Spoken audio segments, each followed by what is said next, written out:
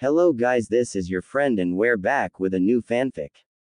Which is what if Naruto wasn't an Uzumaki or Namikaze and had a harem with Kushina and female Kyuubi, part 1. And if you enjoy this fanfic then please press the like button and subscribe to my channel for more fanfic like this. And now let's start the fanfic. The whole populace of the Uzumaki clan looked at the cloaked form of their very own Uzumaki D. Naruto in shock, after a year being on his year-long mission. The man before them didn't look like he changed one bit from the year that had passed by. The only true differences they could see different about him was the facial features of his face. His eyes had flecks of a golden yellow within them. The last thing was the aura he expelled. It was like nothing from a year ago. The last time they were around him his aura just felt so chaotic and uncontrollable. Like a ticking time bomb ready to explode, but now his aura just showed how calm he was. It's like not even if an attack happened would change his posture one bit. Though many recognized the cloak on his body since it was the same one from that man. The man who has most of the hidden villages on edge, but to them was in reality a living legend. Linking the two together many went wide-eyed or just plain lost their posture. Iroh was in the same predicament. Here his adopted nephew just returned. Only to look just like the very man that is the most wanted shinobi in the elemental nations. Looking at Kushina's smiling face, Naruto grinned before looking around himself to see the shocked crowd of his clan and gave a wave. Yo! With that, the most casual wave from probably the most dangerous man in the elemental nations, made the whole Uzumaki clan face fall all in unison. Seeing this not only Kushina, but Naruto both outright laughed. Ha ha ha ha ha ha ha. 2 hours later Iroh's office. Okay. Let me get this straight here, you. Iroh said pointing at Naruto's cloaked form who was holding his Masumi on his lap, who at the moment was actually asleep at the moment. It had only been 2 hours since his arrival and already the clan was tremendously happy to see Naruto again. Even the shinobi tried to get to him and ask how he had been holding up since his departure from the clan. Kushina had none of that since she just wanted him to herself, and she did by pulling him away from them all leaving a dust trail in her wake. Right now he had been told of Naruto's actions during the time he was gone, and right now he was trying to grasp the fading reality that was true and what was not true. For the things his nephew had done was just insane. Not only have you been training in isolation for the entire year, but also been coming in and out of hiding to not only kill off Iwa and Kumo's armies that have been nesting in our borders, but also been killing Konoha's own shinobi. Why in Kami's name did you do that? He said confused yet again for why his nephew did such a thing. Of course he knew of Naruto's hate for Konoha and their history of lies and betrayed agreements with them. Ever since Naruto read the treaty between them and Konoha and them trading over Mito in the past to the Shadaime as the balance for the treaty. Naruto's hate for them had been very strong, especially since the Shadaime not only had her chained down to him in marriage he had used Mito as a leverage to control the Uzumaki in some way.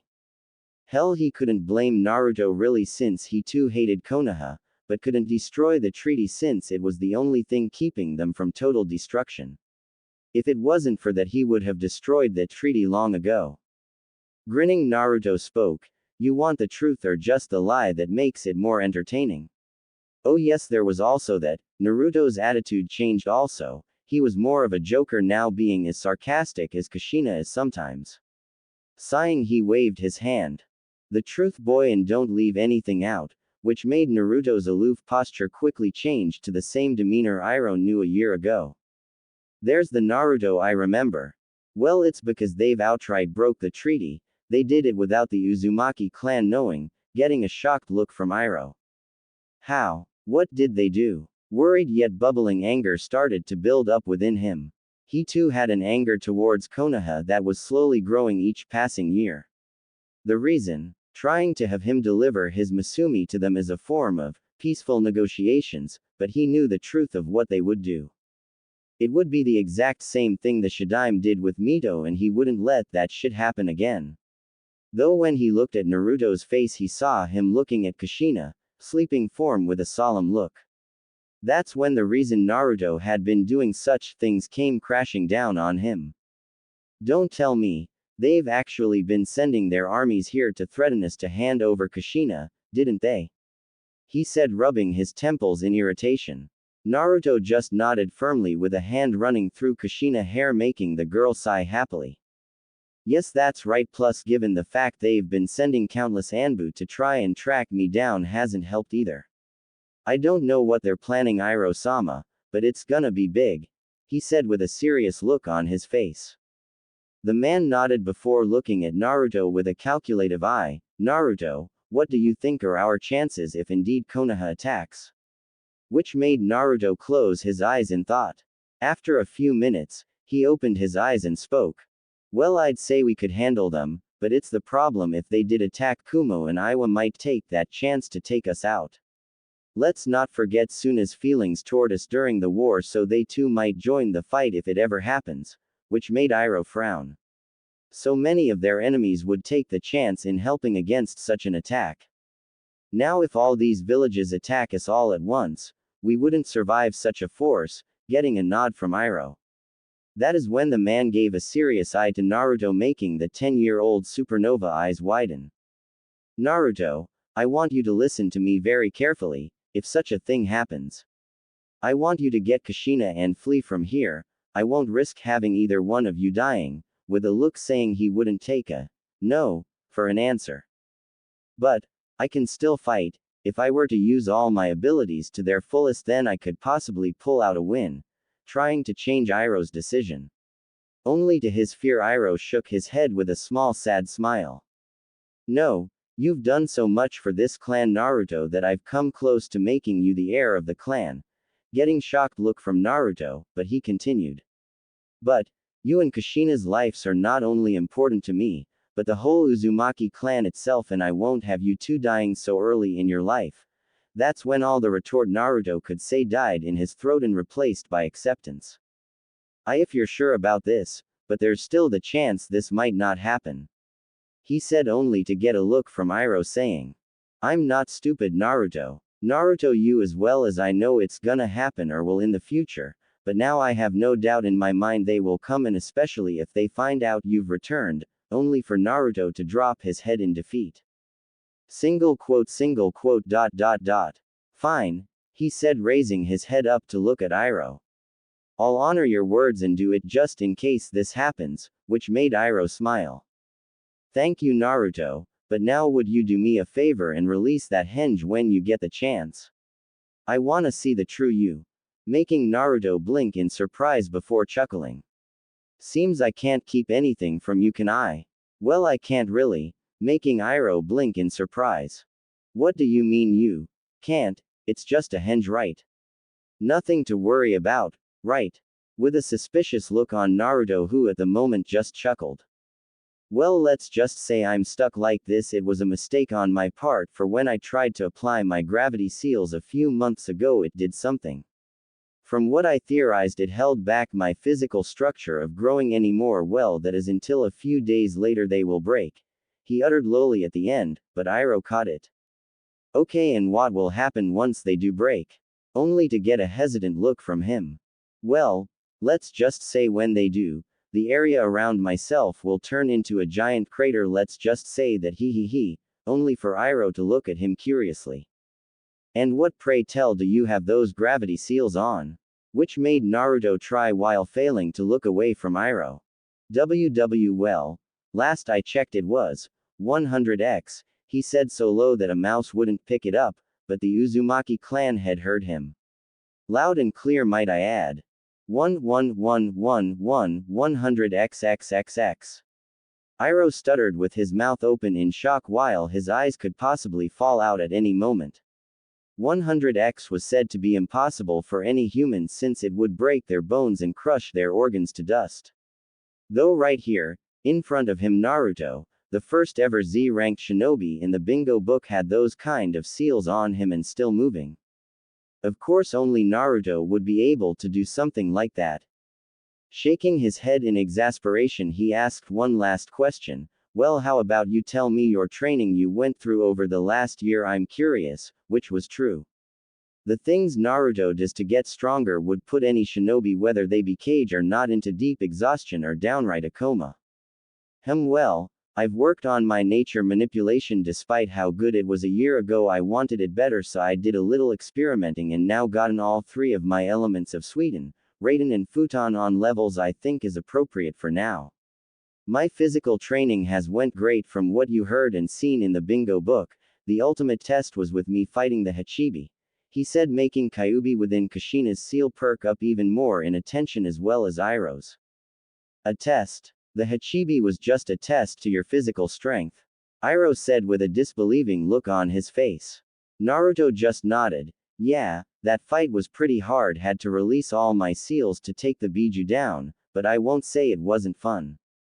Fighting that Biju was so exhilarating, he said with childlike amusement. This boy fights a Biju, wins and finds it fun. Sweet Kami above. So the fight is true.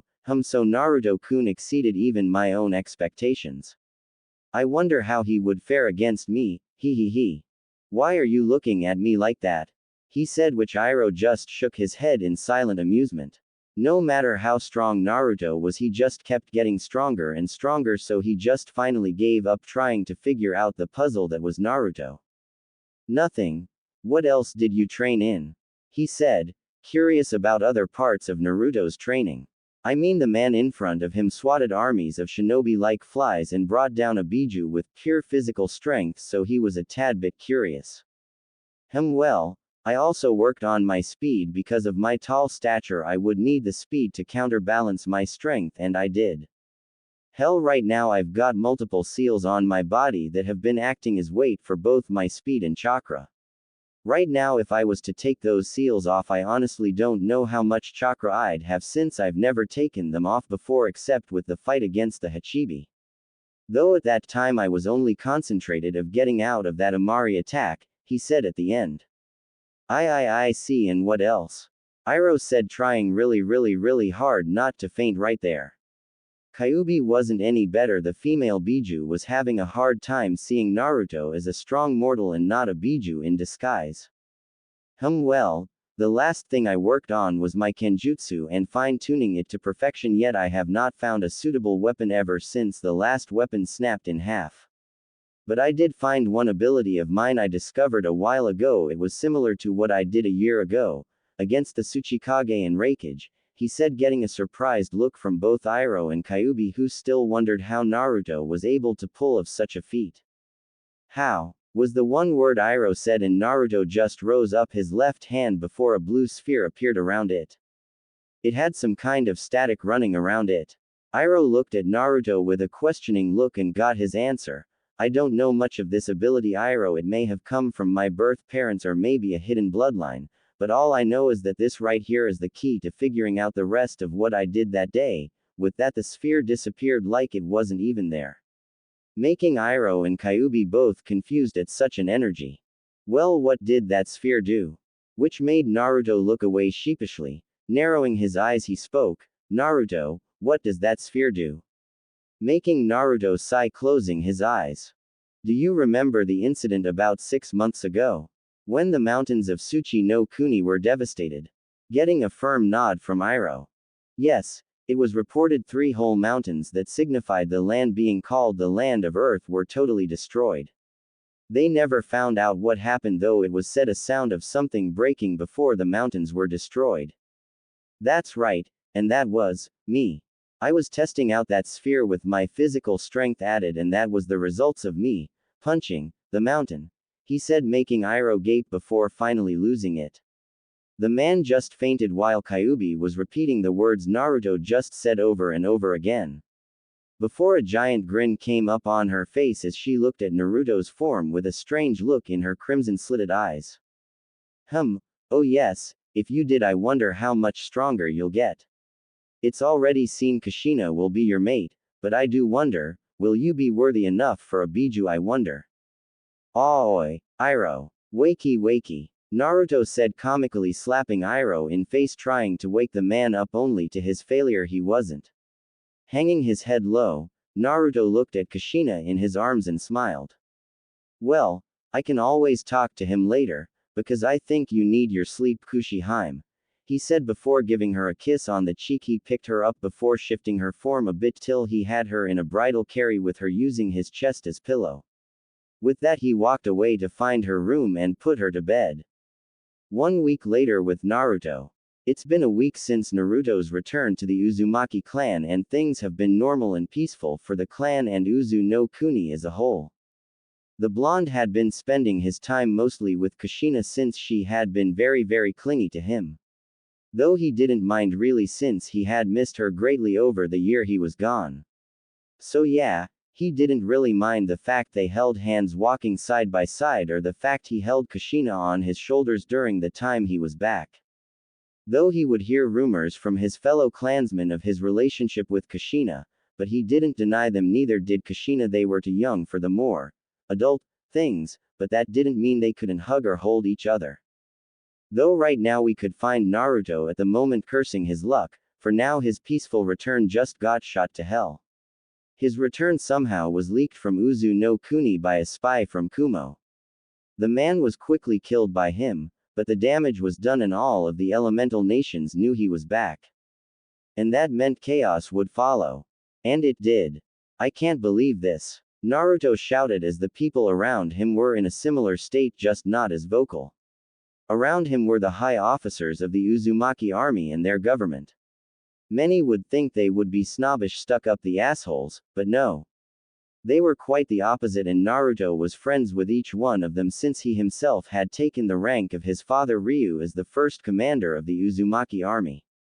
Right now all of them had serious looks on their faces, as did Iroh. They just received reports of what Naruto predicted to come true.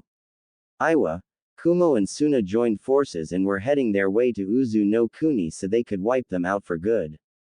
The one that reported was soon killed along with his squad from the invading force. Iroh closed his eyes in thought before speaking. Naruto, I told you when you came here that if this were to ever happen, do you remember what I told you to do? He said, making Naruto grit his teeth in anger yet the growing sadness of what Iroh was implying. Everyone else was already informed if this were to happen, and to the shock of Naruto agreed with Iroh. They just couldn't let them get him or Kushina. Damn it. I didn't want this to happen. God damn it, this place is my home. I can't leave it when it's gonna be destroyed. Only for Iroh to slap him across the head. Shut up, Baka. We know how important the clan is to you, but you have something more important to worry about.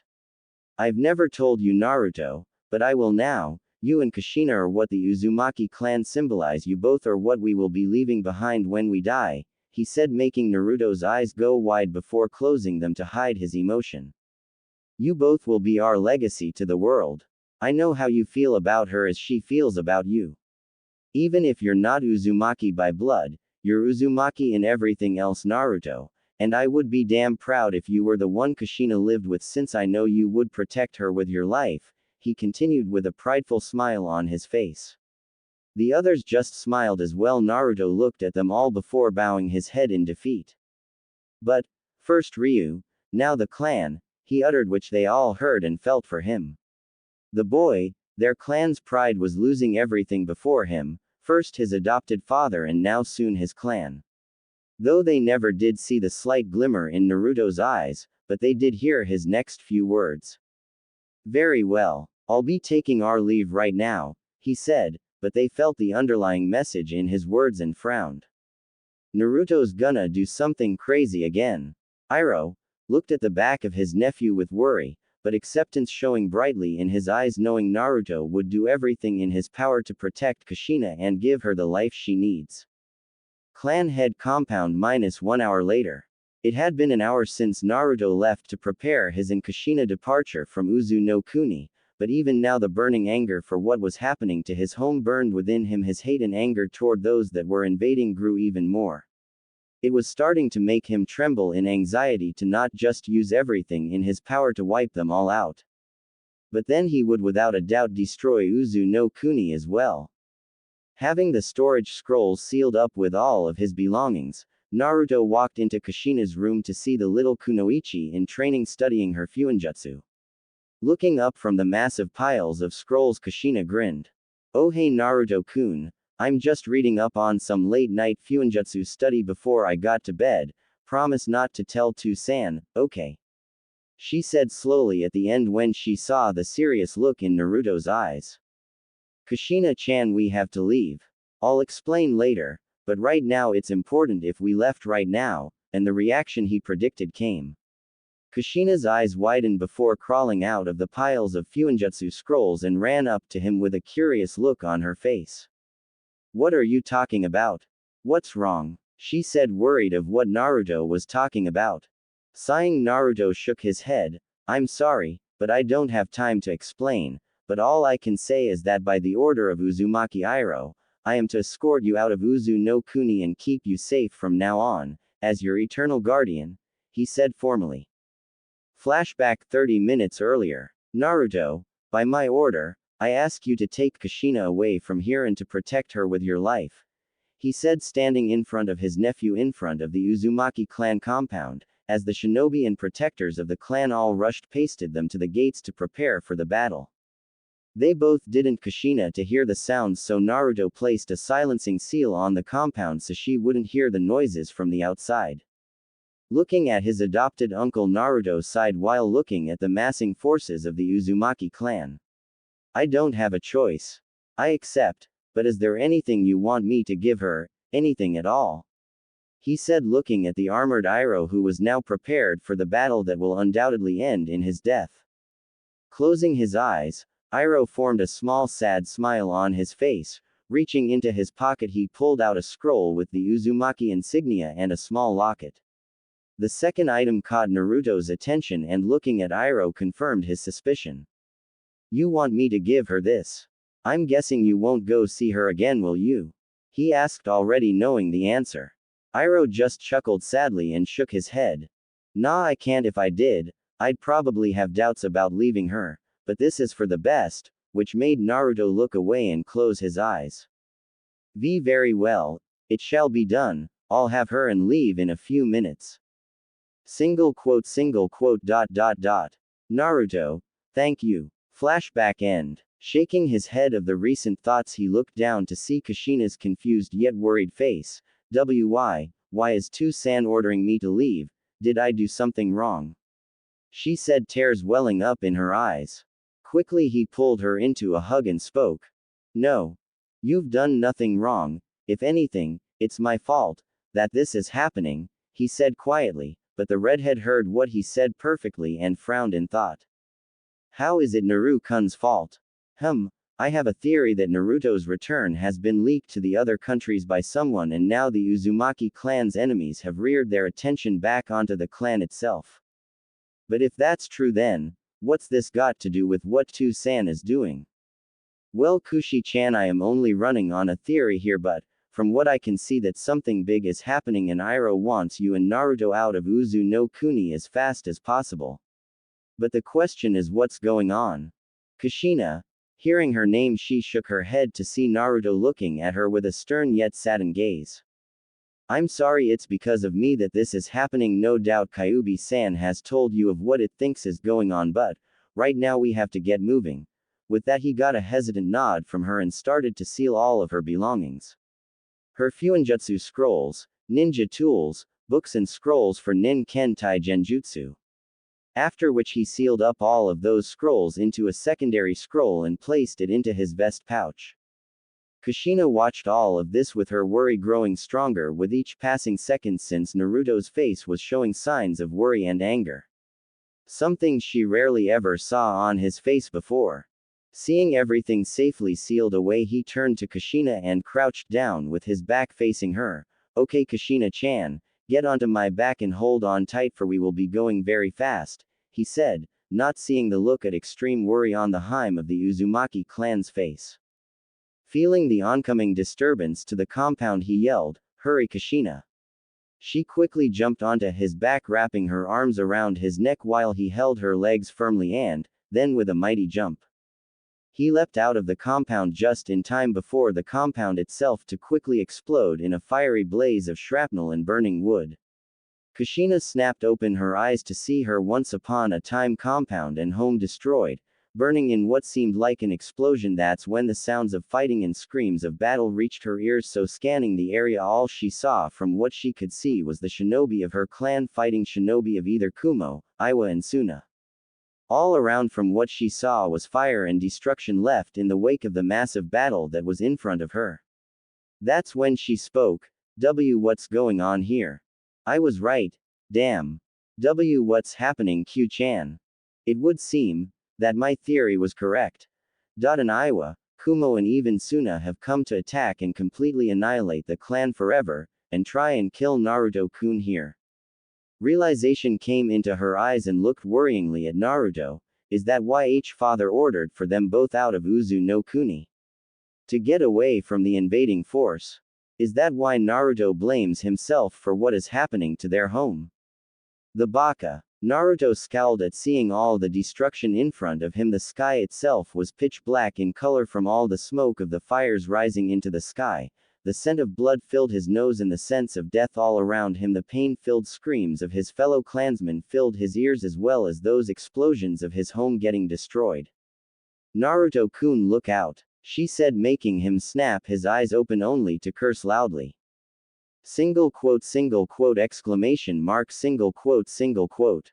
Before jumping over a Doden jutsu aimed right at him, that's when he heard the crunching of multiple footsteps, and from the gasp filled full of terror from Kushina he knew it had to be bad.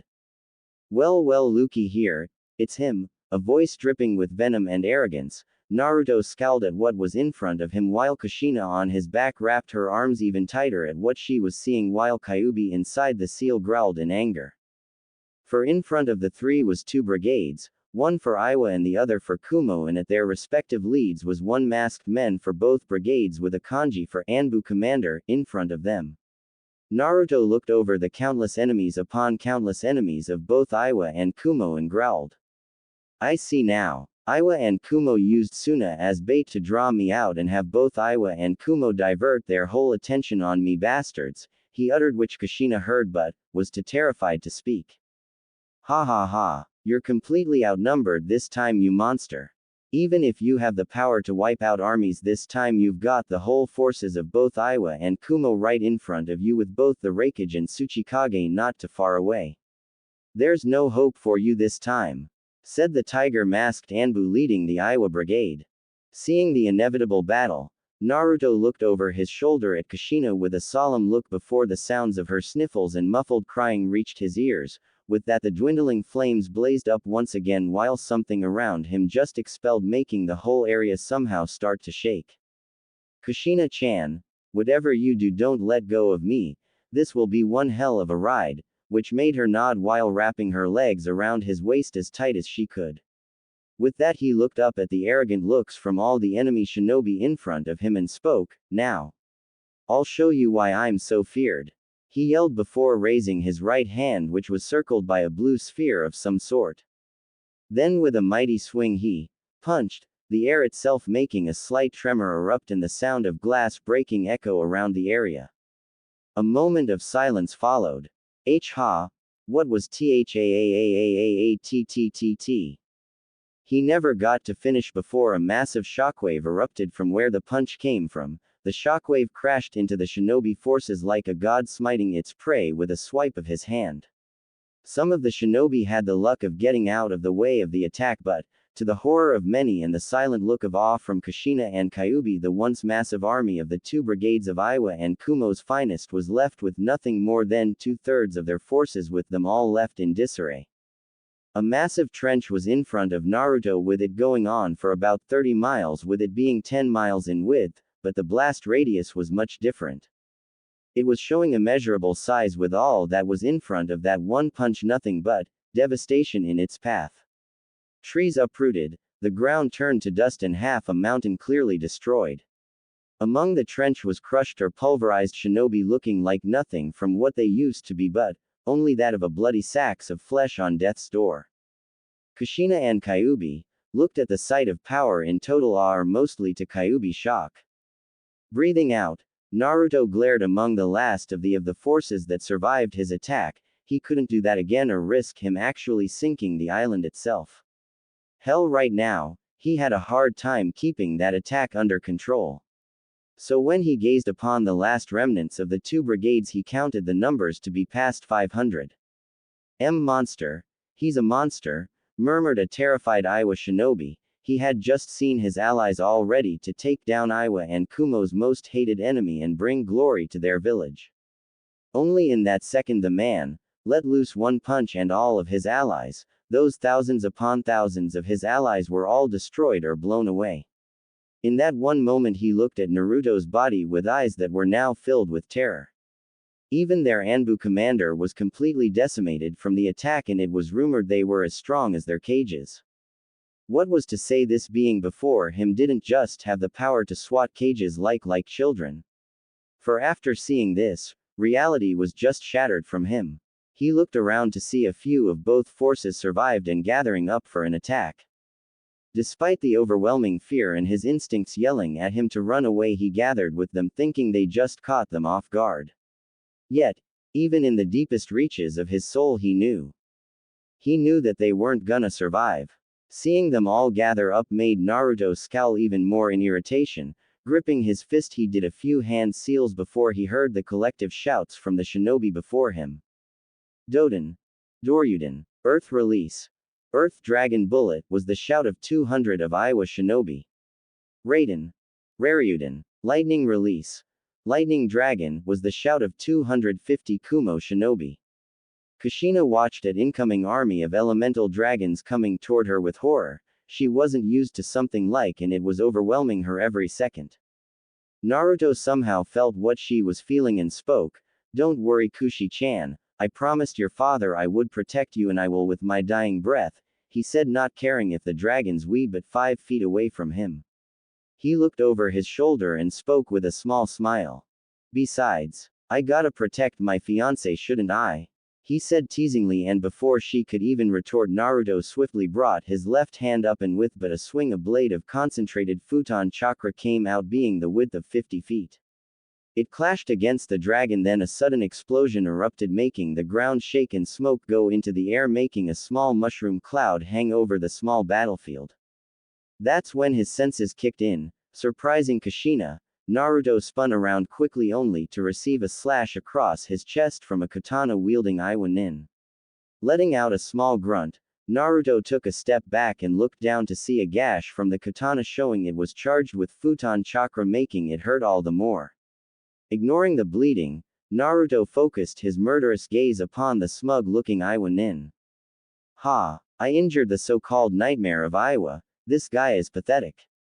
He said arrogantly, while his comrades were letting out small smug smiles as well, knowing they were catching the man off guard now and knew the man's weakness. It was the little girl on his back. Though the man that injured Naruto didn't know how bad he up.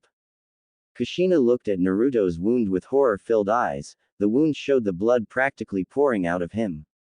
She clenched her eyes closed, knowing it was her fault Naruto was hurt. She was just being a weakness right now. Naruto felt Kushina's distress and frowned. She's crying. Does she think it's her fault? Glaring, Naruto raising his hand and grasped the shinobi by the head, and to the shock of many lifted the squirming man into the air, his feet dangling helplessly in the air.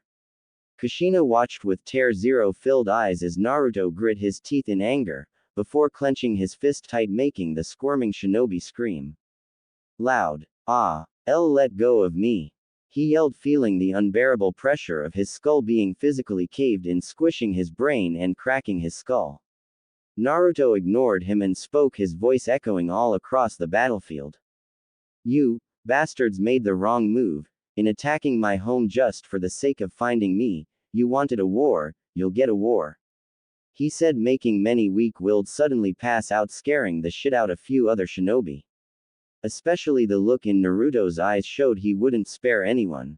Kushina, close your eyes, don't peek. Kyuubi, turn off her hearing, she doesn't need to hear this, he said, knowing Kyuubi was seeing this and knew Naruto was right. Kushina would be petrified at what was about to happen. With that, Kushina closed her eyes tightly while Kyuubi turned off the hearing of her container, but did keep a mental window of the soon-to-be battle. I wanna see how much blood you will spill for your loved ones. Show me, Naru-kun, show me you're worthy. With Naruto turned his icy blue eyes upon the numerous shinobi and roared. Now you bastards will pay all of you. With Naruto crushed the skull of the Iwa nin, showering him in blood and gore as brain matter splashed his face. The rest of the Iwa nin's dead body fell onto the ground, but it was suddenly sent rocketing by a kick from Naruto, sending it crashing into a Kumo nin, which quickly killed the Kumo shinobi due to the velocity the body hit him at, which shattered his spine completely. This scared many of the shinobi. Seeing such a display appear before them, it made many retch at such a sight, while others tried to keep control of their bladders. That's when they felt the deadly presence overcome them all. So looking at Naruto's form, they all saw him glaring at them all with his stone-cold murderous sapphire eyes with the flecks of golden amber glowing brightly. This scared them even more. It got worse when a ghostly figure appeared over Naruto, with it showing to be the apparition of a demonic-looking figure holding a scythe in its hand. Your price for angering me is death. With that, the slaughter began.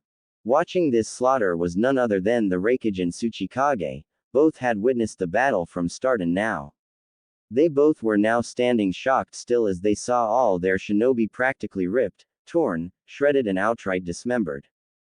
They watched as their most hated enemy slaughtered every single shinobi before him. They watched as the man no monster get cut up, slashed by katanas, stabbed by kunais or hit by dodenjutsus. The man just brushed them off, ignoring his massive injuries, and kept his pace of killing them all with their blood showering the ground and himself. I think I just shit myself, murmured the Raikage, which was indeed true, for the brown stain in his pants and the foul odor coming from him. Onoki felt the same way, since the man was on the ground back away at what he was seeing. In just a year, that monster grew strong enough to wipe out his best shinobi like they were children. Right now, Onoki truly felt the meaning of fear.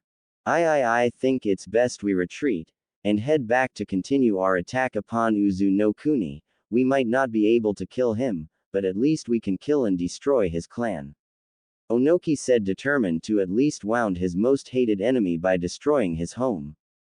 With that, the two cages left with their prides shattered and their fears for the man raised up to new heights. Kyuubi right now having a hard time from holding back a moan of pleasure as she saw her container's mate practically slaughter all the shinobi before him like pigs. The blood and gore coated him like a blanket. It drenched him, but it suited him quite nicely in her opinion. The way he tore some of them apart was breathtaking to her. The way he killed them, the way he showed no mercy as he crushed a pleading shinobi by the head with his boot or rammed his entire fist through one mon's head. It was glorious. She knew now without a doubt, Naruto was worthy, no scratch that, he was probably the only being alive that could subdue her if he was to go berserk like he's done. Though when he looked up her container, her eyes softened. The little girl was shaking like a leaf from all the sudden movements Naruto made. It was a good thing she covered Kushina in her chakra cloak, or she too would have coated in the blood. That would have scarred the little girl for life. Though when she looked at Naruto's bloody form, his wounds only making him all the more wanting from her. She felt a shiver of excitement go down her spine. She idly wondered if Naruto was part of some demon for him to fight like he did. Naru-kun. I cannot wait our meeting, for it is sure to be exciting. Naruto, on the outside, exhaled as the bloodlust look in his eyes disappeared. He looked around himself to see the multiple bodies of his enemies strewn about, dead in the most painful ways possible, or some close to dying, just slowly bleeding to death. He looked at himself and grimaced. Kushina would have a fit if she saw him like this, and the opponent's injuries wouldn't help either. So with a quick jump, Naruto jumped into the air and into the forest while using a small sweetened jutsu to wash off the gore and blood on his body. After the quick clean-up, he made sure the smell of blood was off of him and his belongings before looking over his shoulder to see the chakra-cloaked form of Kushina still with her eyes closed and here silenced. Though when he saw her shaking like a leaf form, he grimaced before speaking. All right, Kyuubi, bring the hearing back into her ears. We're safe for the moment. And Kyuubi did as told. The hearing came back to Kushina. So when she heard no fighting, only the sounds of crickets and the sound of water, she snapped open her eyes to see that she was now in a forest. Looking around, she saw that she was still holding onto Naruto, and that's also when she saw the worried blue orbs of Naruto staring at her. You okay, Kushi-chan? he said only for her to give her immediate response. Naruto-kun, you're okay. She said, not seeing his injuries even now since they were covered up a bit by Naruto since she didn't want her to worry. The redhead glomped him as best as she could, her little arms small compared to Naruto's form. Sensing this, he let her hug him tightly as she rubbed her cheek against his. As much as I love you hugging me like this, we gotta get moving, Kushi-chan, unless you wanna stay like this, he said teasingly, making the redhead blush in embarrassment. Sorry, but let's go, she proclaimed. Chuckling, Naruto nodded. Very well then, just hold on tight, and she did. To her eagerness, she gripped Naruto's head tightly. Naruto charged chakra into his legs, adding it with his physical strength. He jumped over the sea itself. Seeing the incoming land after crossing the sea at such fast speeds, Naruto prepped for landing. He gripped the laughing Kushina firmly as the landing quickly came into sight. Boom! With small explosion, Naruto landed right in the middle of another forest, but he was familiar with. They were the forests of Nami no Kuni. He looked to see Kushina grinning widely with her big violet orbs glittering with excitement. WOWE. That was fun. LTS, do that again, DATTEBANE. She exclaimed, pumping her fist into the air. Naruto just chuckled at her enthusiasm at what he just did, only she would want to do something like that again and or find it fun. While others just found it terrifying or destroyed all logic of what they knew to be impossible. That's when his mission came to mind and the cold hard realization came down upon Naruto. Turning around slightly, Naruto saw the smoking form of Uzu no Kuni and let a small tear go down his face. I'll protect her forever, Iro-sama.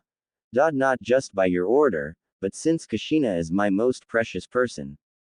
He mentally thought as he gazed at the excited chatterbox that was his best friend girlfriend. Patting her on the head gently, he gave her a small kiss on the cheek, earning a small blush from her, and spoke, "Let's go, Kushi-chan, we're burning night time and I promise to have you away from these borders soon." With a slow nod from the blushing girl, Naruto ran at fast speeds most couldn't catch past the forests and deeper into territory of other countries. One day later, Hai no Kuni borders. It's been a day since the two have traveled. First, after leaving Uzu no Kuni, they passed Nami no Kuni and crossed the borders of Kaminari no Kuni. Now they were passing through Hai no Kuni borders, the very country not only he, but Kushina hated with a passion. It wasn't the country they hated though, it was Konoha that nested within the country. She'd started to hate them early on in her studies of being a shinobi. As the day of traveling passed, night time had fallen and Kushina was starting to notice Naruto's tried form. He was sweating a lot and his clothes were starting to get more wet. From what she didn't know, and that worried her. Laying down a small tent, Naruto was laying down in his futon trying to block out the pain from his wounds. He hadn't had the time to heal yet. That's when he heard the entrance to his tent flap open slightly, so when he looked up slightly he saw the worried face of Kushina. "Naruto-kun, can I sleep with you? I'm scared," she said, not seeing his state of weakness. Naruto, seeing her state, fought down his one and ushered her in. She followed in and snuggled into him as he wrapped them both in a blanket. He felt her snuggle closer into his chest, while her long maroon hair covered her small frame compared to his own. He shakily wrapped her up in a hug which she quickly embraced while letting out a sigh of contempt. Now, despite his numerous injuries, he let out a small smile before kissing Kushina on the forehead before pulling her closer into him. "I love you always, Kushi-hime, forever and beyond, even in death." Though what he didn't see was the small yet happy smile slowly appear on Kushina's face before she snuggled her face into his chest while the happy tears flooded out of her eyes. "He loves me. He loves me. He loves me," she repeated in her mind, finalizing those words forever in her mind as well as them both in each other's embrace. That's when their moment was suddenly destroyed when Naruto's senses went haywire. Biting back the pain, Naruto grabbed Kushina and jumped out of the tent just in time from a hail of kunai to stab through the tent and into the pillow of where Naruto's head used to be. Naruto's sense of alert and danger was going out of control, but as he hid Kushina behind him, he looked around to see the moving shadows of what he already knew was shinobi. Yet he couldn't tell who they were. That is until he heard a voice. A voice he knew all too well. Kukuku, seems we meet again Naruto, a snake-like voice echoed from the forests. Snapping his attention to the voice, Naruto hid Kushina behind him protectively and spoke, if you're here, then that means. That's right, Gaki, said a voice similar to that of male but, also to that of Lecher. It's been a long time since we've seen each other, brat, a female voice followed with a hint of bitterness in her tone. Gritting his teeth in anger, I see, so he's sent you three after me. The old buzzard probably knew of the attack and saw that as a chance to take me out. Naruto said, confusing Kushina while some of the shadows in the forest tensed. Don't you dare insult sensei. The Lecher-like voice yelled, making Naruto just grin. Why not just come out already, or are you three and your little friends too scared? Is that it, Jiraiya, Tsunade, Orochimaru? He said, speaking their three names, making Kushina's eyes go wide in recognition. Hee, it seems you haven't lost your touch with your sensing abilities, Naruto. Single quote. Orochimaru said, coming out of the shadows with a smile that just defined that of a snake ready to get its prey. Orochimaru was a pale man, pale as death, and had snake-like yellow slitted eyes. His long black hair went past his shoulder blades. He wore a black long-sleeved shirt with a green Junin vest symbolizing him for Konoha. Around his left bicep was a Konoha headband. He wore black shinobi pants ending at the calf. His calves were wrapped in medical tape. Lastly was his black shinobi sandals and his pouch on his right leg. I agree, but then again this Gaki isn't normal. Jiraiya said with a firm look in his eyes as they gazed at the one person Konoha hated more than Iwa and Kumo combined. The man had long white spiky hair with two red line marks going down his face. He had black eyes and tan skin. He wore the same thing Orochimaru was, except his long-sleeved shirt was blue and so were his pants. He had a pouch on his left leg. Meh, still can't believe this brat is the same one that has sensei all worked up. Tsunade said with a hint of disbelief in her voice. The woman was dressed the exact same way as Jiraiya, only her long pale blonde hair passed her shoulders while they were both tied in two ponytails. Her brown eyes glittered with anger yet irritation. She also had fair skin that which shone greatly in night. These three were the students of Hiruzen Sarutobi, shinobi of Konoha, the Densetsu no Sannin, legendary three ninja, newly named by Hanzo the Salamander himself. They all had many differences, but one thing they all shared was one thing. And that was their rivalry with Naruto himself. It was a secret that no one knew, but that Naruto during the war was able to beat them all three into submission, and ever since they have always trained to just take out Naruto before word was ever spread them three were taken out. By a child no less. Bring out your little friends, you three, for I am in no mood for games. Naruto said with a look in his eyes that could scare an army of cages. Jiraiya flinched a bit from the look in Naruto's eyes, as did Tsunade. Orochimaru hid it very well, but he too was unnerved a bit by those eyes. Very well then, Gaki, it's your funeral. Jiraiya said, snapping his fingers, with the whole forest was swarmed with shinobi. Looking around himself, Naruto saw that the many shinobi he saw were all of Konoha's very own, with some being their Anbu. Growling, he looked down at Kushina briefly to see her shaking form and spoke. What do you want with me? He spoke so quietly that those with even trained senses would need to strain their ears greatly to hear his words, but they heard him, which Orochimaru just smiled sinisterly. Raising his finger, the pale man spoke for his teammates and pointed at Kushina's quivering form. We are here for her, Naruto-kun, he said, making Naruto's eyes go wide while Kushina looked on terrified at what she just heard. Clenching his fist, Naruto spoke gravely, and what, pray tell, do you want with her? He said, gritting his teeth while randomly letting out a spike of killer intent, making a few shinobi tense. Orochimaru just grinned darkly and said, why, for one, she's the last of her clan and also the Jinchuriki of the Kyuubi no Kitsune. So sensei took this as his chance to get her since it was such a great time, but we never calculated for you to be with her, he said sarcastically at the end. Naruto's eyes gained a dangerous look to them, adding already to his fearful eyes. He clenched his fist so hard he drew blood and his knuckles popped. Looking down at Kushina, he saw her terrified violet eyes, and then he flinched when he felt his wounds acting up. That's also when he felt the disturbance in his chakra. His eyes mentally widened when he felt the gravity seals acting up. Damn, not now. Gritting his teeth, Naruto crouched down and spoke, Kushihime, get on my back, and whatever you do, don't let go, he said while she just nodded, fearful of what was to come. Getting onto his back once more, Naruto started to slowly release his remaining chakra and spoke in such a voice that it made many lose control of their bladders, or in the Senin's case take a few steps back. You want her? You're gonna have to go through me, he said, and with that Naruto charged at the Senin, the shinobi of Konoha falling behind him, charging at his back. The Senin prepared themselves as the speeding rocket of Naruto's form coming at them with murder in his eyes. With that, the battle of not only survival began, but also the battle to protect what was precious to Naruto began. 1 hour later, the Great Ravine. The forests of Hai no Kuni, the once tall trees that stood against all, were now devastated or outright destroyed. It had only been an hour since the battle between Naruto and Konoha's strike force of Jiraiya, Tsunade, and Orochimaru and their shinobi. And he was faring pretty well. That is until actually saw the many numbers Sarutobi sent after him. It was well over twice the size of both Iwa and Kumo's forces he fought early combined.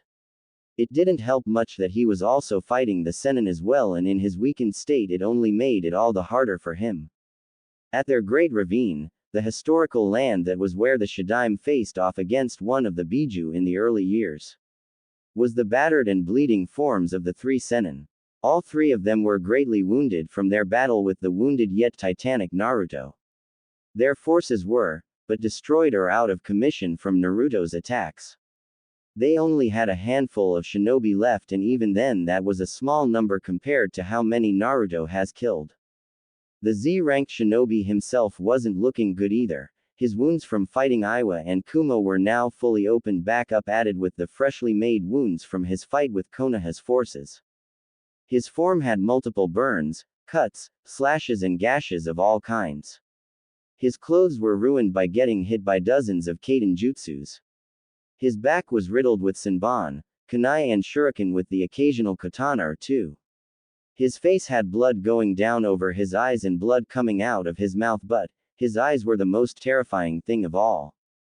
They had the look of pure defiance even with his mortal injuries. His icy blue sapphire eyes glared darkly at the remaining Konoha forces and the 3 injured Senin. His eyes showed even in his weakened state he wouldn't go down without a fight.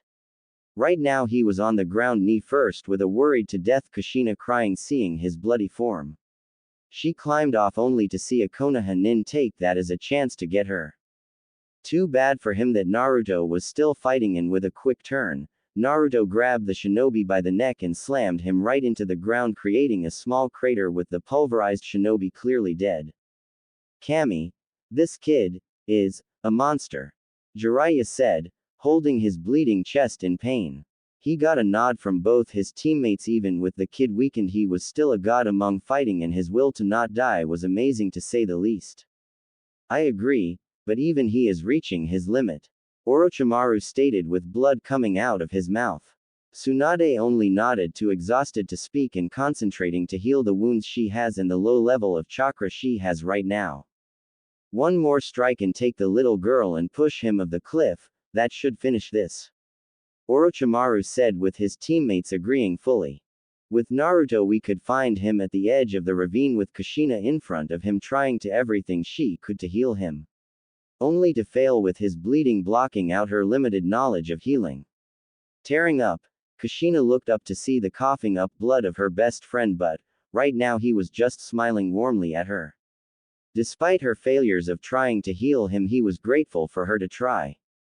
Kushi-chan, come here, he said, which she did, slowly walking into his awaiting arms and hugged his bleeding body with tears flowing freely down her face. Naruto wrapped his right arm around her small frame and spoke even as the light in his eyes was dimming. He could feel the life in him dimming no matter how much he wanted to deny it. he was gonna die here, and to lose Kushina to Konoha was tearing him apart. But damn it, he would keep fighting. He would fight for just a miracle to happen. So he can help Kushina. Kushi-chan, look at me, he uttered, which she did ever so slowly despite the now incoming 3 Sennin and the forces of Konoha charging at Naruto's down form. Looking down, Naruto saw her violet-red puffy eyes looking at him with worry for him, which filled his heart with warmth. Placing a shaky hand on her cheek, he looked her in the eyes and spoke. Kushi-chan, never forget. I love you with all my heart, soul and my being. Even if we are separated, I'll come for you. Just remember, and never forget. I love you, Uzumaki Kushina. With that, Naruto gave one more kiss to Kushina, kissing her on the lips, shocking her greatly, since this wasn't just an accidental kiss but his intentional kiss. She felt all the love he had for her, the passion he had for her that has been with him for years since he's been with her. It brought tears to her eyes before she leaned into the kiss with him, enjoying his lips with hers. Naruto opened his eyes slightly, letting a small tear fall. Seeing the charging forces of Konoha, he could already feel his gravity seals acting abnormally, telling him they were about to explode, and he didn't know what would happen. And he would rather die than have Kushina killed by his own hands from the seals upon his body. Seeing the incoming shinobi, he separated from Kushina, slightly breaking the kiss, closed his eyes and let his last few words come out of his mouth. I will see you again, Kushina-chan. Don't forget me, is all I ask of you. And with that, Naruto closed his eyes, leaning his forehead against Kushina's own, sealing his words with a last gentle kiss to her lips. Naruto and Kushina were separated from each other as Tsunade grabbed Kushina and knocked her out from when she tried to struggle from her grasp. While her other 2 teammates along with the rest of Konoha's shinobi all struck at once where Naruto's bleeding body was. But the last few words he spoke before the explosion happened scared them all till their very souls trembled in absolute fear. The look in Naruto's just told them. They royally just screwed the up. You Konoha bastards might have won this day, but rest assured. I'll be back, and next time, he said as the ninjutsu and explosive noted kunai all struck where he was. I'll kill all of you. He yelled as all the attacks collided with each other. Boom. In a fiery blaze of destruction, the end of the cliff exploded in a red giant fireball of Kaden Jutsu and explosive kunais. The cliff totally destroyed. The Konoha nin all looked to see the once most hated enemy of Iwa, Kumo, and Konoha's body gone. His body must have been vaporized from such a combined attack. Orochimaru theorized as Jiraiya walked over to Tsunade with Kushina's unconscious form on the ground, with he himself having a grim look on his face. To think, even in his weakened state, that guy did all that damage to us to just protect this girl, he said, looking at Kushina's form with curiosity. I know, he fought like he was a man possessed. It was actually pretty scary when you think about if he were to ever have grown stronger. Tsunade said with a grim yet shaken look in her eyes. Jiraiya nodded. That was true. It was a good thing they had Naruto at his weakest, since he was not only still injured after fighting Iwa and Kumo, but also he took the hits aimed for Kushina made him weaker. He would admit it though, if they hadn't used those kind of tricks he had no doubt they would have all died, no questions asked. Still, it brought a shiver of fear up his spine when he saw that last look in Naruto's eyes and his parting words before the explosion. Looking at Kushina, he narrowed his eyes and brought out a bottle of ink and a brush, which Tsunade quickly knew what he was gonna do. It's time to finish the last part of the mission. Tsunade place her on her stomach. Once she did, Jiraiya did a few strokes quickly on the girl's neck, showing a strange seal. Next he did a few hand seals and spoke. Fuinjutsu. Memoriroku. Fuin. Fuinjutsu. Memory lock. Seal. With that, the seal glowed a bright blue before disappearing along with the seal. With a nod of seeing the seal not visible, Jiraiya picked up Kushina's body and started walking back to Konoha, his teammates in tow along with their forces. Just that, Jiraiya never knew that the seal he placed on Kushina, he made a mistake on, which will cause him dearly in the future. Kyuubi within her container screamed in outrage as the seal placed upon her container did its work in locking up her memories of Naruto and her family. It was getting closer to her as well, and with her power sealed away she couldn't do much to stop it. I swear to Kami, Kushi-chan. Naru-kun will be back and will save us. I only hope it's soon. With the memory of Naruto vanished completely from Kyuubi as well, locked away by the seal Jiraiya placed upon Kushina. Konoha made a mistake though on that day, for kidnapping the very person Naruto loved the most has started a chain reaction that would change the world forever. Inside the ravine ground, on the ground of the deep ravine of Hai no Kuni, was a large crater with rubble of rock around the crater. Inside the crater though was the bloody form of Naruto. Only this time he was covered head to toe in glowing seals. His blonde hair was matted down with blood and his face was pale. His body started to glow rapidly with the seals in the color of a deep yellow with a tint of black. Once the first seal cracked, it started a chain reaction of the others following and, with the last pulse of chakra.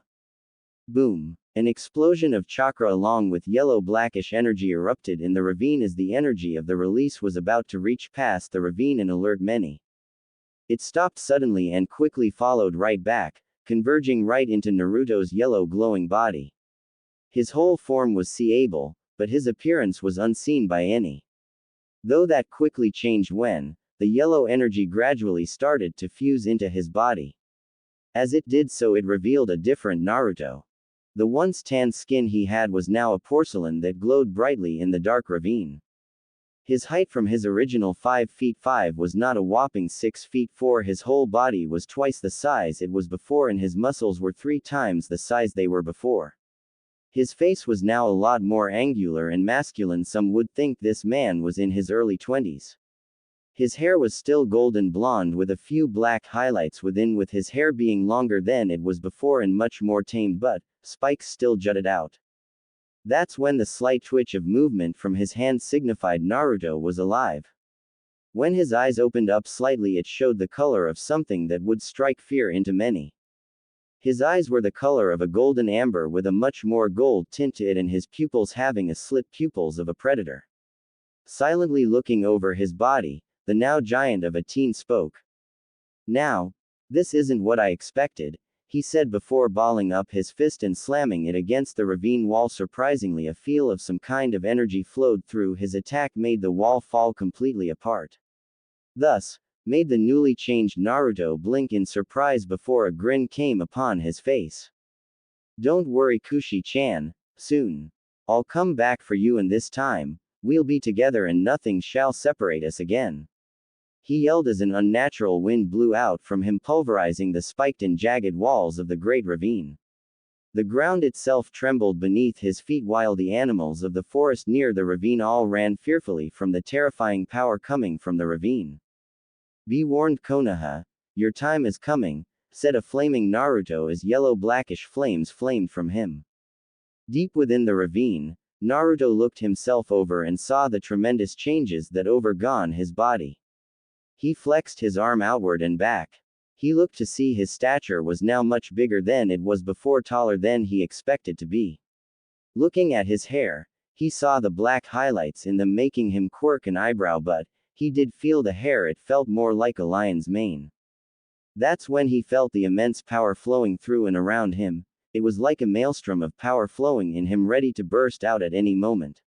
Looking at the obliterated wall made him think. Well, this is an unexpected change, but that's not important right now. First off, Konoha took Kushina-chan, that's one reason to destroy them all, but the way I am right now, one mistake could kill and destroy so many.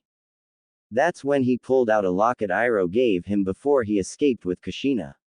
He knew it all too well. Flipping it open, he smiled warmly, seeing himself with Kushina in a picture on the right side, smiling with her in his arms. Stroking the picture gently, Naruto frowned. I've got to train these powers and master them, cause if I don't, who knows what would happen if I made the slightest mistake. But what of Kushina? No, they won't hurt her. She's too precious to them. Bastards will get theirs. He closed the locket, not looking at the other picture, for it was for Kushina's eyes only. Besides, he knew what was on the other side. Looking around himself, he saw most of his belongings either trashed by the fall or destroyed by the explosion. Looking into his vest, he saw the scroll Iroh gave him along with the one he sealed up his and Kushina's own books and scrolls. Placing them back inside the vest pocket, Naruto looked up to see the night sky. He wondered how long he had been down here but shook his head, not really caring, only to get his powers mastered and get Kushina back. Time to start training. The sooner I have them mastered, the sooner I can get Kushi-chan back. With that, Naruto started unsealing many camping supplies, marking the once site where he was supposedly killed, his new home for the next few years. Konoha would never know that their number one enemy was still alive and practically under their noses. Konohagakure Hokage office. It's been 3 days since Sarutobi sent out his students along with most of his forces to secure Uzumaki Kushina and to kill Uzumaki D. Naruto. Since then, Hiruzen has been very jumpy lately. He believed truly he did his students killed Naruto, the very man that scared even him. But, even still, he had a feeling that something was wrong, something out of place. Looking over at his couch, he saw the still unconscious form of Uzumaki Kushina, last remaining Uzumaki and container of the Kyuubi no Kitsune. He heard of how the Z-ranked shinobi fought to protect Kushina. The reports all shocked him to his very core. The man fought like he was possessed, nothing could take him down. Jutsu, weapons, taijutsu, genjutsu, nothing.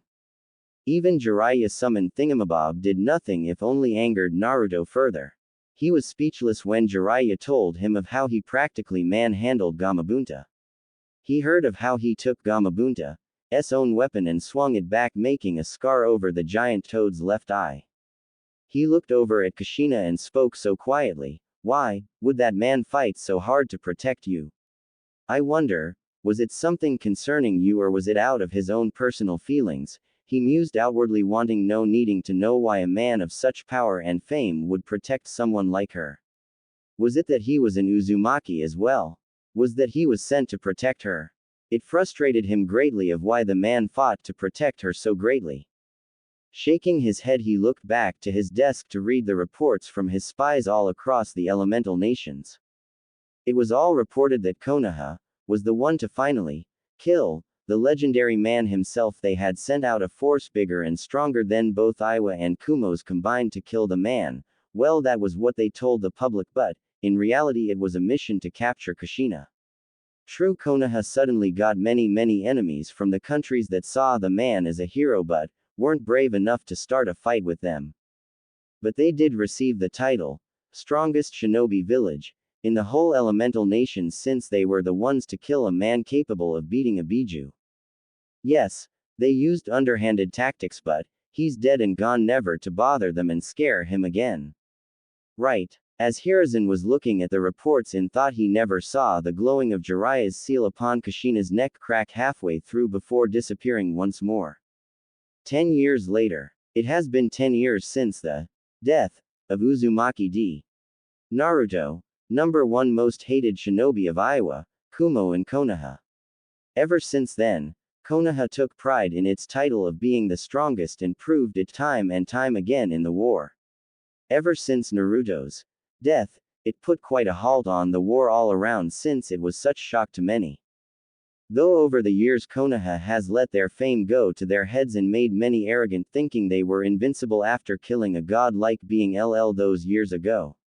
With only a select few within knowing how false all that was, knowing the man could have easily destroyed them.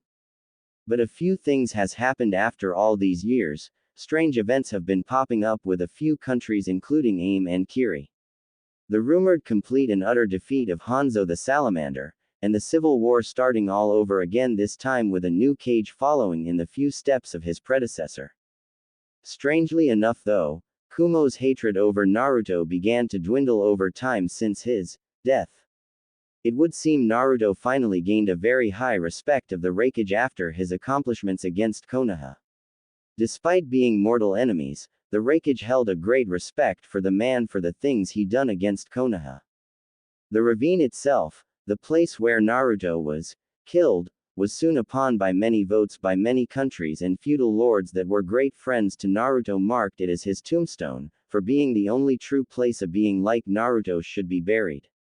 What better place to honor a man that beat a Biju than to mark the place of his death, than the great scar made from a Biju's attack? But with one appearance, will shock the very nations themselves. Forest of High no Kuni road to Konohagakure. Walking on the dirt road to Konohagakure, was a cloaked man. He stood at any normal human height of 5 feet 8 or so. The cloak covered up the whole of the man's body. The way the man moved though told a different story from him looking totally normal in height. He moved like a fighter, a experienced soldier ready for the quickest ambush of any kind. This would unnerve many people, but it's usually common in the land of shinobi, so some just pass it off being it normal. The thing was though that this man wasn't normal by any means. Raising his head a bit, you could see the blackness of the cloak shadowing the man's face, but that's when his eyes. The eyes would make any person, whether they be civilian, shinobi, kage or even Biju, feel like nothing but an ant facing a giant tsunami. The overwhelming look in the man's golden amber slitted eyes just told you he wasn't normal. It practically screamed danger and would make any lesser man die of pure fear. With each step he took, the wind would blow past him, ruffling his cloak and making the trees rustle in the wind. Each time his eyes looked at the closing distance of Konoha, a great black hot hate would glow brightly in his eyes, making even the skies themselves part way. Each time his body seemed to pulsate in a strange wind, the ground would gradually crack or the trees themselves would start to uproot. I'm coming, Kushi-chan, and soon we'll be together again, and this time I won't fail you, Iroh, or anyone else ever again. Konoha was about to be rocked to its very core by this man's appearance alone. Konoha main gates. Standing at the gates were 2 chunin on guard duty, the #1 most hated job for any shinobi.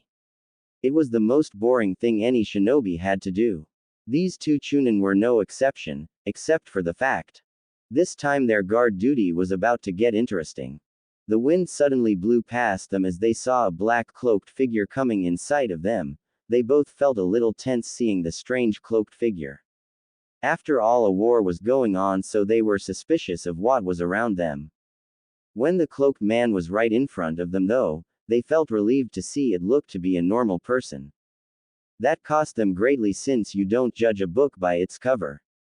The man raised his head at them and flashed his eyes at them, and with a sudden pulse of wind they both flinched before falling back, passed out. Eyes rolled to the back of their heads and foam coming out of their mouths. Looking down at the chunin, the man shook his head in disapproval. Pathetic was the only word the man said before he entered the village, masking his signature from the patrolling shinobi and barrier watchers. As the man came into Konoha, his eyes quickly surveyed all of the things in front of him, memorizing them perfectly. He saw all the civilians, the patrolling shinobi and the children all playing around like nothing was happening on the outside of these walls. The blissful smiles on their faces and carefree attitudes showed around him. The fools, arrogant in their belief they're invincible, and all because of a simple lie. Distaste and anger was full in his mouth. That's when he saw the Uzu no Kuni symbols upon their backs. The hatred in his eyes rose to monumental heights for that. That's when the man closed his eyes, reaching with his chakra sensory, trying to find the one person he came for. The slight widening of his eyes was the only reaction that was seen, but also the burning anger that flashed in his eyes also showed before his form just disappeared in nothing but a simple gust of wind. Appearing over in the trees above, the man's cloaked form was looking down at what seemed like a training ground sorts. But what he was looking at was what was important, for it was a total of 8 people in general, with 2 of them being Junin shinobi. He recognized the 2 Junin shinobi as Jiraiya of the Sennin and the other as Tsukumo Hatake. Looking at the others was a bunch of teenagers he didn't really care about right now. All he cared about right now was the 2 people in the middle of the training ground sparring. The first one was something that made him shocked a bit, but shook it off.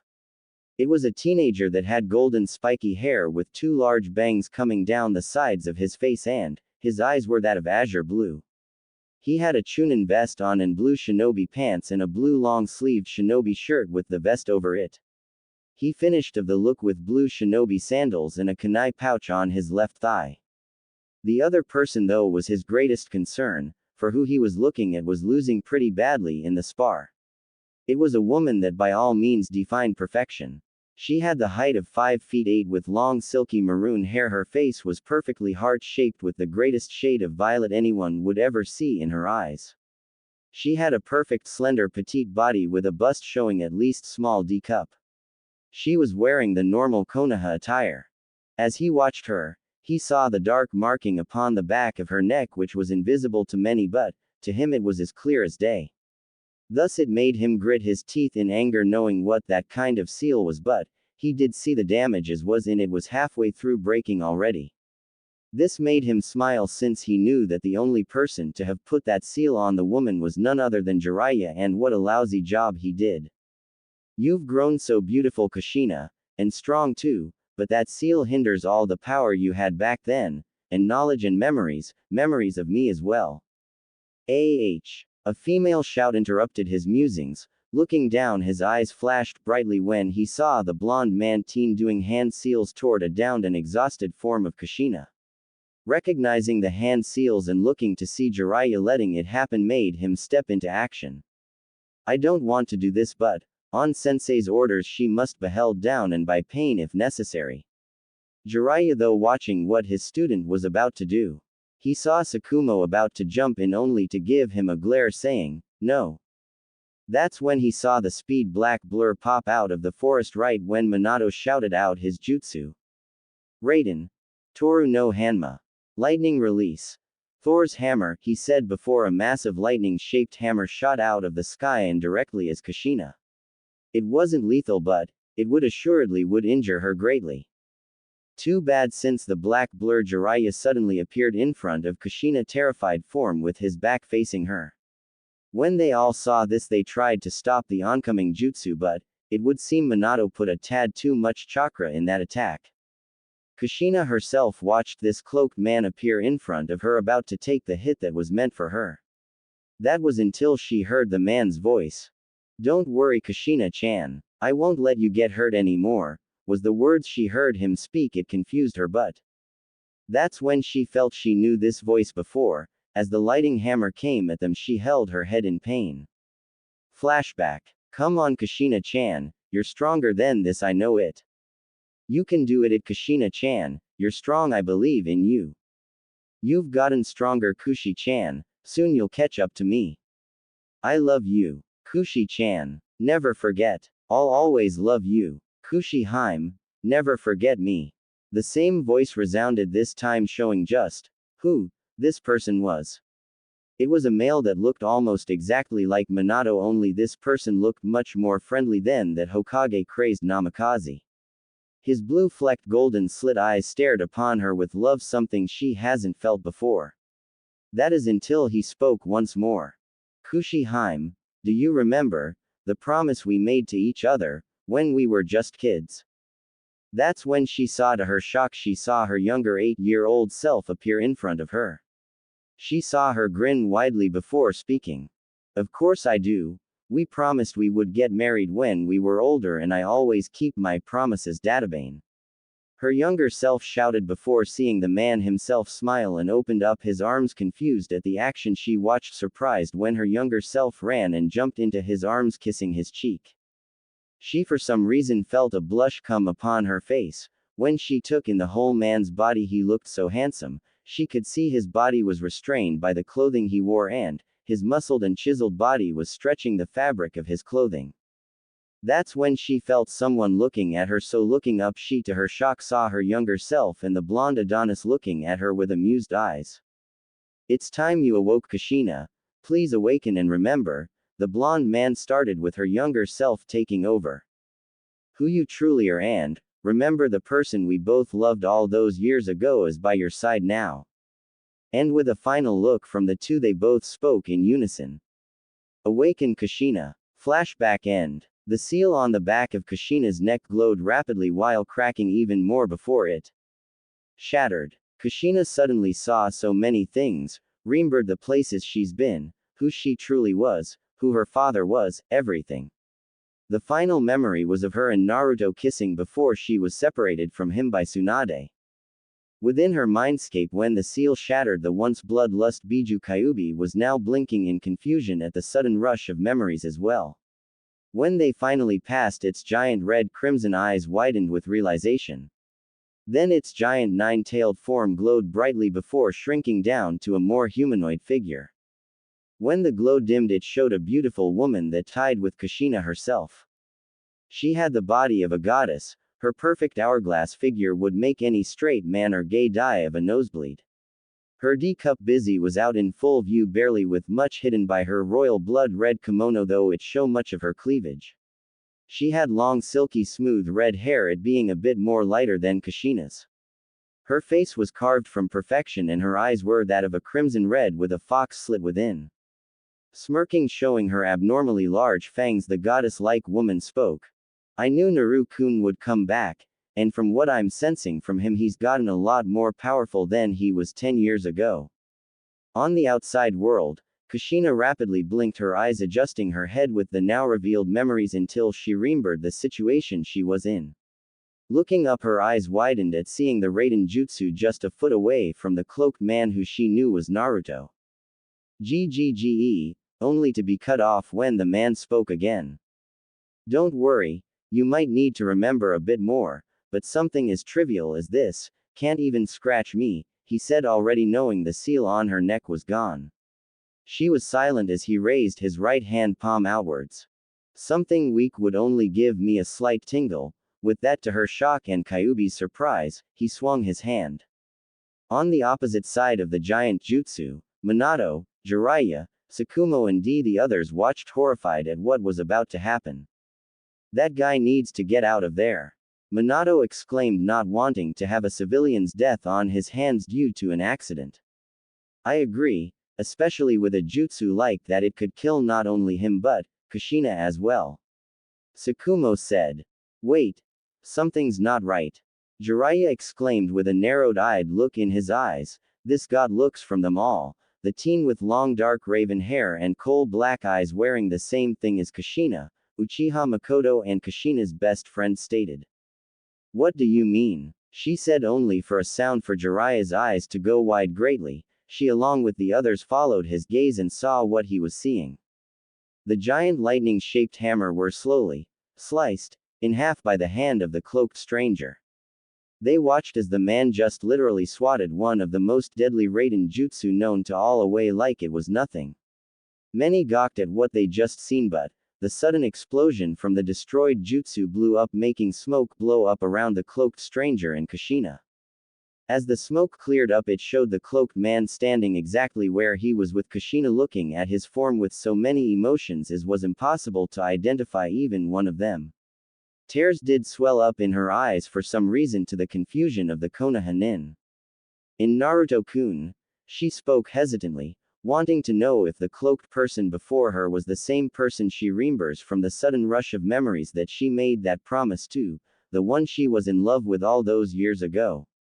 Before Konoha separated them, none of the Konoha knew what she said except for one person. Jiraiya, and his eyes were as wide as they could possibly be.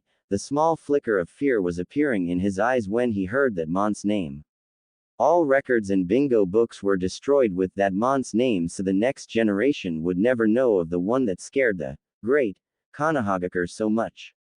So it was with a great fear that Jiraiya stared at the cloaked figure with a look of extreme concentration rarely ever seen on the pervert's face before. Tsukumo saw this and got very tense of what was to come, since he too knew of Naruto and his legendary status and actions in the war dating back since he was but a child. It honestly scared him to his very soul. He's never met him but knew even he wouldn't win that fight. No matter how strong he was.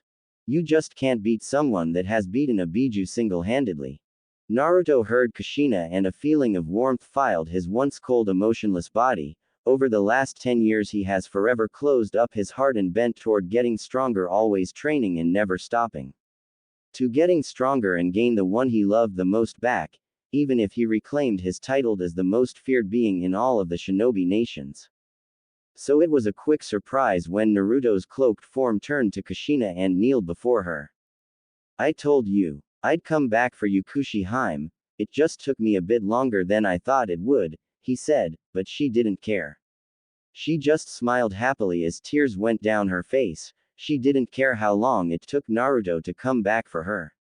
All she cared about was that he was here now, and wouldn't be leaving her ever again.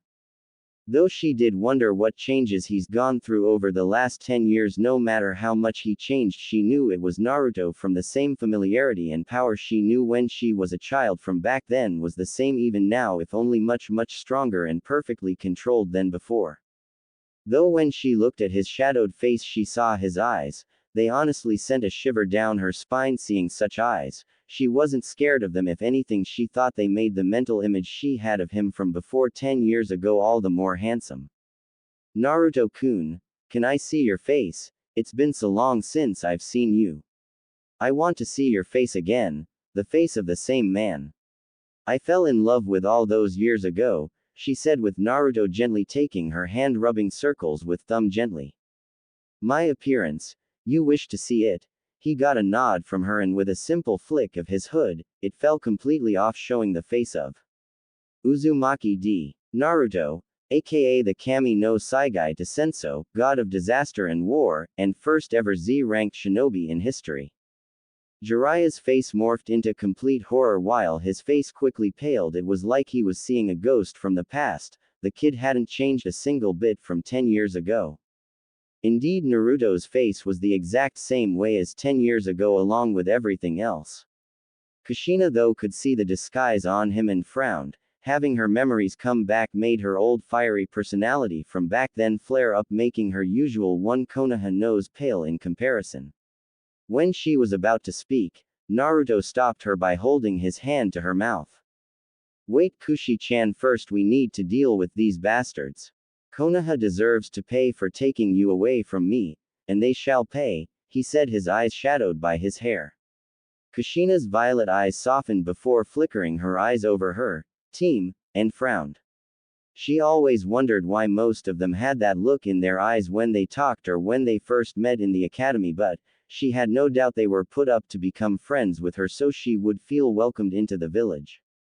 Her eyes landed on the only one she trusted even now, and that was Makoto Uchiha. Despite her being of Konoha, she was still the most loyal person she has ever got the chance to meet. She couldn't possibly let Naruto kill her. Naru-kun, please, don't hurt Makoto, that's all I ask of you, she said, getting Naruto's attention. Looking down at the red head in his arms, he snapped his gaze at the Uchiha and made a mental note not to kill her. But I will keep my eye on you. Very well then. You have my word, he said, only for their moment to be ruined when they heard someone shout. You, what are you doing here? I thought we killed you. Jiraiya screamed in pure fear and outrage. Minato looked at his sensei in curiosity before asking. Sensei? What's wrong? Who is he? And how does he know Kushina Baka? He said, only to feel an unbearable pressure weigh upon him, making him gasp. Turning his head in that direction, he not only found the golden amber slitted eyes of Naruto glaring him down, but also the violet ones of Kushina. Did you just call me a baka, Namikaze? Kushina said, spitting out the word Namikaze like it was poison. Minato gulped audibly. Don't fret, Kushi-chan. He is of no worry. He's as weak and pathetic as Konoha's other shinobi, Naruto said, knowing he insulted Konoha right in front of its very own shinobi. He got the reaction he wanted when the teen called Minato growled at him. What did you say? Why insult Konoha? What have we ever done to you? Naruto just blinked before chuckling. Standing up, Kushina watched when Naruto's chuckle turned from humor to hollow. It sent chills down many of their spines when they heard it, especially when his eyes seemed to glow faintly when Konoha was mentioned and of what they've done to him. You wanna know what they did to me? Hee boy, you have no idea. He shouted at the teen, making him take a step back. Konoha has all but angered me since I was a shinobi. They've lied, cheated and betrayed me and Kushina's clan for a century. He shouted louder this time. The Konoha nin all looked shocked except for Jiraiya, since he had a grim look on his face. They have angered me greatly over the years, but to take Kushina away from me was the last straw, he said quietly while grasping his cloak. which they all caught as did Kushina. When they took her from me 10 years ago, they all but destroyed any hope of salvation and have sealed their fate, with me delivering their punishment. With that, Naruto pulled off his cloak and in a shout of Kai, a massive pressure crashed onto all of Konoha except for Kushina and Makoto. As the smoke formed, they all saw a giant shadow before them, also pressure of some kind completely lessened to none. They all saw something akin to a handle sticking over his shoulder, making them think it was a weapon of some kind. When the smoke finally cleared up though, Kushina's face lit up like a Christmas tree, making the sun itself look deadly pale, while discreetly Makoto's face had a small pink hue as well, with it growing each passing second. Within Kushina mindscape, she could hear her old friend Kyuubi's screams at seeing Naruto's true form. By Kami, he's a giant Adonis. Kushi-chan, you'd better find a way for me to get out here so I can. The normally composed, now horny as hell Kyuubi was interrupted when Kushina's blushing face shouted mentally. Q-chan, I never knew you liked Naru-kun too. Well, we can have this conversation later, with Kyuubi cut mental connection, but there was already a big mental grin on Kushina's face, knowing her best and longest friend had feelings for her, Naruto. She looked upon the newly and to her true delight appearance of Naruto.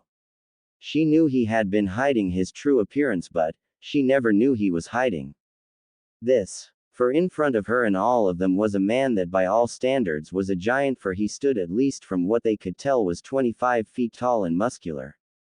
Very muscular, if the sight of his muscles were the size of small boulders. His skin was a bit on the pale side, with it a bit darker than it was before, but still the same shade as Kushina's own porcelain skin. His 12-pack was full out, shown out to all, as were his pecs, and you could just tell you could hit him with a sledgehammer and it would shatter upon impact. His face was angular yet chiseled to perfection, carved by the gods themselves. His large arms were practically the size and width of an average-sized human. Though the other changes Kushina noticed were that of his hair, it was now surprisingly enough golden with black highlights within, with the spiky still there, only a little more tamed. His hair was long, with it going past his neckline and somewhat over his eyes. Though his golden amber slitted eyes now held a much more powerful look in them, making his appearance all the more intimidating. That's when they saw what he was wearing. Due to his large size, Naruto had to take matters into his own hands, where for his feat he had over the years had to take to learning a few professions like blacksmithing and tailoring. For now he was wearing his own custom-made clothing, starting with his black combat boots with black steel plating over the giant boots. Next up was his black cargo pants with the same metal plating, only this time integrated into the pants, making them much more durable but wouldn't hold back his speed. Next up was his chest, being completely shirtless except for the large tattered golden coat that hung loosely over his shoulders with torn-off sleeves at the end. Upon the coat's back was the Uzumaki clan symbol in its full-out true glory, with the symbol for protector and guardian interlocking with the Uzumaki symbol. Lastly, on his right shoulder was a crimson-colored pauldron with a design of some kind of demon with curved horns. Its mouth was wide open, showing it was screaming in what seemed fear. That's when they saw the sword handle above the pauldron and wondered what was behind the mont's back. Kushina and Kyuubi saw it as clear as day though, and right now Kushina was having a hard time not drooling over the sight of what she was seeing. Since she had always been a kenjutsu master at heart, with only her fuinjutsu coming out first, the weapon she saw upon Naruto's back was absolutely breathtaking. By the gods above, Naru-kun got that weapon of all things. Kami is truly on his side. Q-chan, do you know what that weapon is? Yes. Hell, most of the underworld and heaven know what that weapon is. It's told in legends, but that blade was wielded by a being that fought demons and angels way back. Whoa, what's the sword called? Its name is rarely spoken of since it brings nightmares to many demons and hatred from most of heaven. Its name is